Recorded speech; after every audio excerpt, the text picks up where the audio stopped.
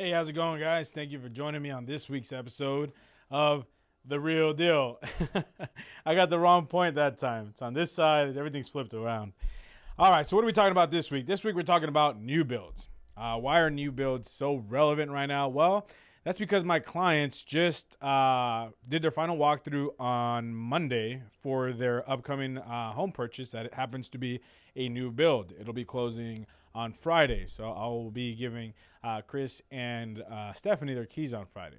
But it was a very relevant topic. And while I was there, I was just coming up with different ideas that I could talk to, to talk to you guys about and how new builds work and some of the misconceptions that I've heard about new builds. So first and foremost, whenever you go into a new build community, the agents that you see at the other end of the table are employees of the new build community. So it's just like walking into a car dealership and you're talking to a salesman or a dealer. Now, not all of them are bad. There's some great ones that I've met. There's some really cool people in the industry that used to be realtors that transitioned into in the new build market, which they prefer for one reason or another, more job stability. But like I said, not all of them are bad. However, I have come across my bad apples. So some of these guys, once again, because their best interest is the new build community, will do whatever they can to hike up the price, do whatever they can to, get upgrades that you might not necessarily need. I played a vital role in this part with my clients because we went and sat down and itemized every single item that they were going to add to the home. And when it came down to it, there were certain items that they didn't need, and it was in their best interest to get a spec home. So it's not always going to be like, even though it's a new build community, you don't always have to purchase a house from the ground up. That takes about 7-8 months. Sometimes if they have what's called a spec home, usually a spec home is somebody that was in the process of buying a home, and for whatever reason, they weren't able to finalize in the contract. So now the builder will offer that home at a discounted rate. For my clients, it made sense to purchase a spec home because the upgrades that they wanted, for the most part, I would say 90% of the ones they wanted were in this home already. So it just made sense to save, $7,000 to purchase this home. So that's one of, there's many key benefits of obviously having representation, which is a realtor. The other one is simply there is no fee for a buyer to use a realtor when they go into a new build community, and you don't get any additional discounts. That's actually a big misconception. So when you go into a new build community, they tell you, hey, if you use our lender and you don't use a realtor, you'll get so on and so forth. That's partially true. If you use their in-house lender, you will get your closing costs covered.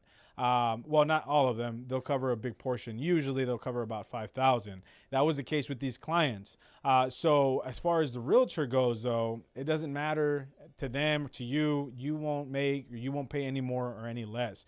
They don't want you to use a realtor because, once again, they want to be in control of the conversation. They want to be in control of the upgrades. They want to be in control of everything throughout the entire transaction. Lender, 100%. That is a valid point. So whenever I talk to clients during my consultation, that's one of the key things that I talk to them about. I say, hey, look, what kind of a house are you looking for? Are you looking for resale where you're going to get more bang for your buck? Or are you looking for something that's going to have a warranty for a couple of years? And are you looking for a new build? If that's the first, if that is your main priority, then I will usually prefer for them to go look at the new build community with me. And then if they fall in love with the house at that point, submit an application with that lender, because the last thing that I want is for them to, submit an application with a lender, which in reality, if they were looking for a new build, it makes more sense. With Stephanie and Chris, I wasn't aware. It was kind of like a last minute thing. We're like, hey, actually, we're going to look at new builds. So they had already submitted an application with my lender, and my lender had already started the process. Now, me and this lender, we have a great relationship. She was willing to help us out. She helped us with the closing costs. So we were still able to get the deal done, even though we didn't use the new builds lender.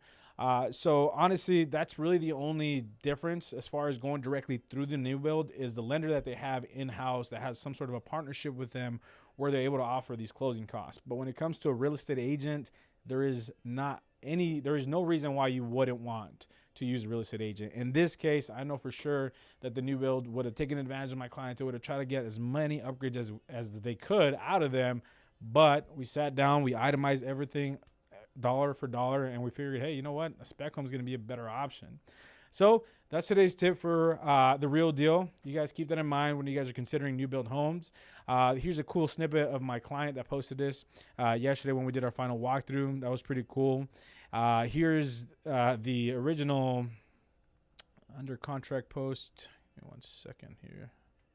Here we go. Here was the original under contract post, so you can kind of see what it was supposed to look like, and then when it actually looked like. I think it looks much better in person than it does in the drawings or whatnot. Anyway, so I do appreciate you guys joining me on this week's episode of There It Is, The Real Deal. You guys have a good one. Take care.